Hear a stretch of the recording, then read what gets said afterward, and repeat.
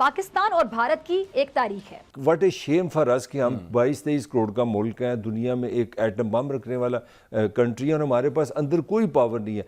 भारत को कई बार पाकिस्तान की तरफ से अमन का पैगाम भी दिया गया, हाथ भी बढ़ाया गया, लेकिन भारत तारीख नहीं भुला पा रहा। मैं सबसे पहले तो मैं समझता हूं कि अब वो टाइम गुजर चुका है कि आप अब अपने पाकिस्तान का भारत के साथ कंपैरिजन करें। वो बहुत टाइम गुजर चुका है। आपको इतने ज्यादा करप्शन में डूब चुके हैं पिछले 75 सालों में, और आपने अपने मुल्क की जो इकोनॉमी और हर चीज के अंदर जो तबाही फेरी है कि जब नरेंद्र मोदी ने ये कहा कि मैं पाकिस्तान को आइसोलेट करूंगा, तो उसका सबसे पहली बात ये थी कि मैं मिडिल ईस्ट से, मिडिल ईस्ट पाकिस्तान का एक स्ट्रॉन्ग होल्ड है, मैं उधर से पाकिस्तान को आइसोलेट करूंगा। तो डिप्रेशन मेरे चेहरे पे नजर है कि मैं आज लाल हवेली गया हूं, लोग मरने को फिर रहे हैं, ना गैस का बिल दे सक रहे हैं, ना बिजली का बिल दे सक रहे हैं, ना दवाई ले सक रहे हैं। जम्मू और कश्मीर का तनाज़ा तो इतनी जल्द हल नहीं हो सकता, तो बेहतर यही है कि हम इसको फ़िलहाल बैक बर्नर पे डाल दें और बाकी मामलात पे हालात को बेहतर करें और मामलात को आगे लेकर चलें। आप लंदन चले जाएं, किसी बड़े स्टोर पे चले जाएं, अमेरिका में चले जाएं, तो वहाँ पे आपको पता चलता है कि जो एक बड़ा इंडियन चावल का ब्रांड है वो प्रोड्यूस पाकिस्तान का होता है, लेबल और इंडियन होता है और पैकिंग उसकी दुबई में हो रही होती है। ठीक है, तो यहाँ से हम रॉ मटेरियल बेच देते हैं जिसकी पैकेजिंग और ब्रांडिंग जो होती है दुबई में एक इंडियन कंपनी के अंदर होती है और वो फिर दुनिया में एक्सपोर्ट कर रहे होते हैं, वैल्यू एडिशन वो तो नाम इंडिया का चल रहा है, तो पाकिस्तानी चावल माइनस हो गया। आज आपके जो फॉरेन रिजर्व है 6.56 के करीब है, बिलियन के करीब, उनके जो है इस वक्त 560 बिलियन उनका फॉरेन रिजर्व है। उसके बाद उनके आईआईटी को देखें, उनके जो उनके इंस्टीट्यूशंस देखें, फिर उनके मैं ये नहीं कहता वहां पे करप्शन नहीं है, लेकिन इतनी नहीं है। मैं एक और मिसाल इसकी देना चाहता हूं। आज से एक हफ्ता पहले मैंने एक डिप्टी कमिश्नर साहब सिंध के अंदर मैंने उनके बारे में खबर पढ़ी है कि 2 अरब रुपया लेकर वो भाग गए, एक डिप्टी कमिश्नर जिसकी कोई ही वाज 35 इयर्स ओल्ड। ऐसे ही समझें कि कौम की हालत भी ऐसी है कि उनके बस में नहीं है जिंदगी, उनके बस में नहीं है दोपहर का खाना, तो खैर बहुत सारे लोग नहीं अब खाते। अपने 75 सालों से अगर देखें आप तो इसके आज जो आप भुगत रहे हैं, इसका सफर शुरू किया था सिकंदर मिर्जा, उससे पहले अयूब खान साहब ने। सैंडविच का लिफाफा भी लोग छीन के ले जा रहे हैं। अभी तो कराची में पेट्रोल पंपों पे आग लगी, आप देखेंगे लोग राशन की दुकानों पे, फिर आप कह देंगे कि शेख रशीद ने किया था। मैं आज का दिन बहुत डिप्रेस दिन हूँ। आज मैंने लाल हवेली में दिन गुजारा, 2 बजे आया हूँ सुबह से लेके। मैं हिम्मत हार गया हूँ लोगों के मसले सुन के। मैं इस नतीजे पे पहुंचा हूँ कि हम टोटली नाकाम हो गए हैं। अल्लाह ताला इस मुल्क के हाल पे रहम करे। आप किसी इंडियन से पूछे आपके भारतीय चीफ का नाम क्या है तो किसी को नहीं पता।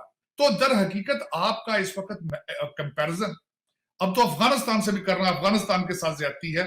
अब तो तालिबान भी जिहाद छोड़ गए हैं, जिसकी ट्रेनिंग आपको इमरान खान साहब ने दे दी है।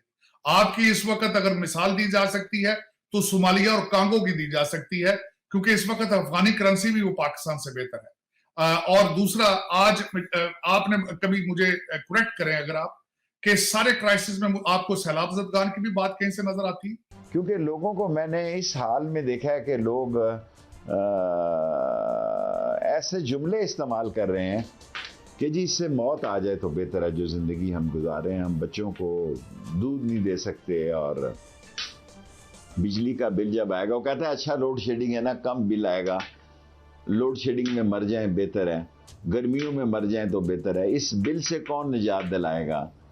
और जो नोज़ल पेट्रोल पंप वाला डालता है ना जी, मैं परसों या 4 दिन पहले चौई साहब गया हूँ, तो जो पंप नोज़ल जिसने मेरी गाड़ी में पेट्रोल डाला, वो कह रहा था शेख साहब जिसके नोज़ल डालते हैं ना वो चोर और गद्दार की बात करता है और शो पालशिया को और चेरी ब्लॉसम को गाली देता है। आपके इस वक्त दोनों बॉर्डर जो है, एक बॉर्डर पे भारत की आर्मी और भारत के डिफेंस मिनिस्टर साहब आपको मुसलसल कह रहे हैं कि हमने पाकिस्तान ऑक्युपाइड कश्मीर लेना है।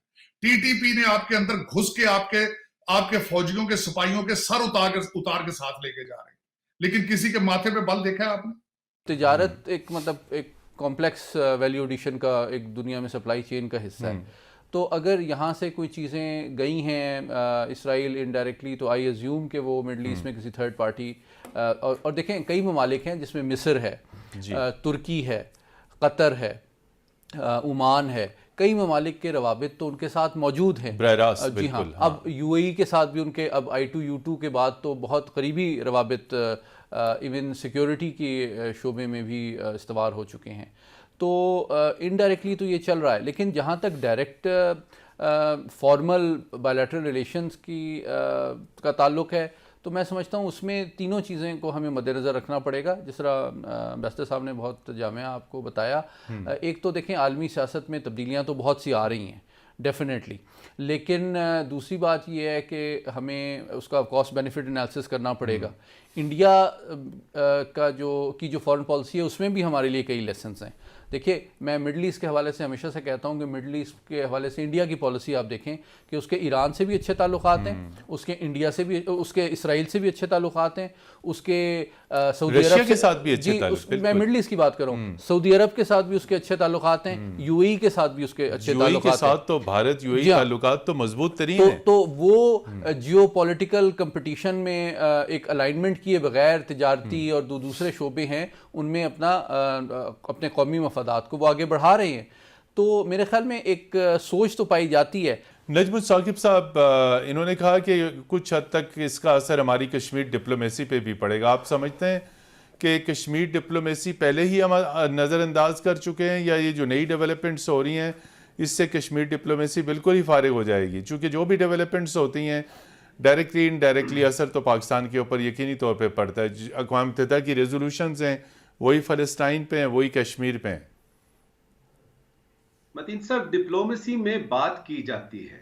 डिप्लोमेसी में ये नहीं होता कि जाइए हम आपसे बात नहीं करते इसलिए कि हमारे इख्तिलाफात हैं। डिप्लोमेसी तो होती ही बातचीत है। अगर आप इजराइल से बातचीत नहीं करेंगे बाज़ाब्ता तौर पे, तो यानी कश्मीर हो या फ़लस्तीन हो, किसी किस्म के भी सिफारती मामलात हो, आप कैसे बात कर सकते हैं? आपका तो चैनल ही कोई नहीं है। और आज आके कभी हमें पता लगता है जी मुशर्रफ साहब के जमाने में कुछ चैनल खुला, कोई कसूरी साहब जी वो गए, उन्हें भिजवाया गया। बिल्कुल इस तरह की बातें हम सुनते रहते हैं।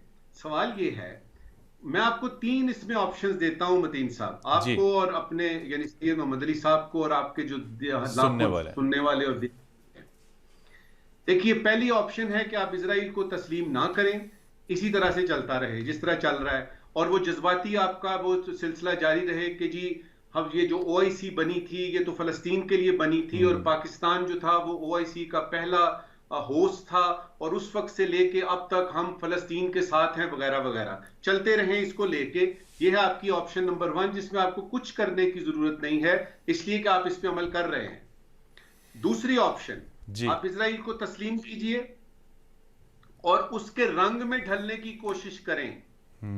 इजराइल को तस्लीम करें, उसके रंग में ढलने की कोशिश करें और उससे जो आपको तजारती और सिफारती वो जो फायदे मिलते हैं उनको उठाएं। क्यों ना उठाएं आप? तीसरी ऑप्शन, आप इजराइल को तस्लीम करें लेकिन उसूली मौक़िफ़ अपने साथ रखें। मिसाल के तौर पे कि कश्मीर की बात आती है या फलस्तीन की आती है,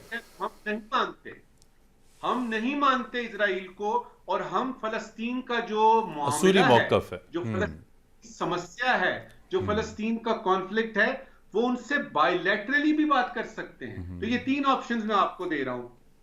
अब इसमें ये बात मोहम्मद अली साहब की बिल्कुल ठीक है कि इस वक्त इस्लामाबाद में वो माहौल नहीं है कि इस किस्म के सेंसिटिव हालात पे या इस तरह की सेंसिटिव चीज पे कोई डिबेट हो, कोई कौमी डिबेट हो, कोई बात निकले। लेकिन ये जो इस वक्त की सियासी इंतशार है पाकिस्तान में, या जो हमारे बहुत सारे मसाइल इस वक्त चल रहे हैं इकोनॉमिक वगैरह, ये सारी जिंदगी तो नहीं चलने, कभी तो हल भी होने हैं। बिल्कुल मतीन हैदर साहब, हमने एक उसूली फैसला करना है कि जो ही पाकिस्तान में हालात बेहतर होते हैं और किसी किस्म का कंसेंसस डेवलप होने के चांसेस नजर आते हैं, तो आपको मैंने जो 3 ऑप्शंस दी हैं, पहली ऑप्शन मैं दोबारा से बताता हूं, इसको इसी तरह से रखें और नुकसान उठाते रहें। अच्छा, एक बात और आपको मैं बताऊं, जब नरेंद्र मोदी ने ये कहा आज से कुछ बरस पहले अपने पहले टेन्योर में, और फिर उसको उन्होंने दूसरे टेन्योर में रीइटरेट किया, उन्होंने कहा मैं पाकिस्तान को आइसोलेट कर दूंगा।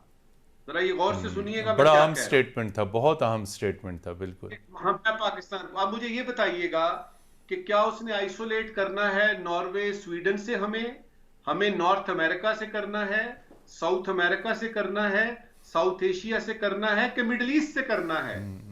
अगर आपकी निगाह बड़ी गहरी है दुनिया की पॉलिटिक्स में और पाकिस्तान के बारे में आप बहुत अच्छा जानते हैं और हिंदुस्तान के अजाइम को भी, तो मैं आपको गारंटी से कहता हूं कि जब नरेंद्र मोदी ने यह कहा कि मैं पाकिस्तान को आइसोलेट करूंगा, तो उसका सबसे पहली बात यह थी कि मैं मिडिल ईस्ट पाकिस्तान का एक स्ट्रॉन्ग होल्ड है, मैं उधर से पाकिस्तान को आइसोलेट करूंगा।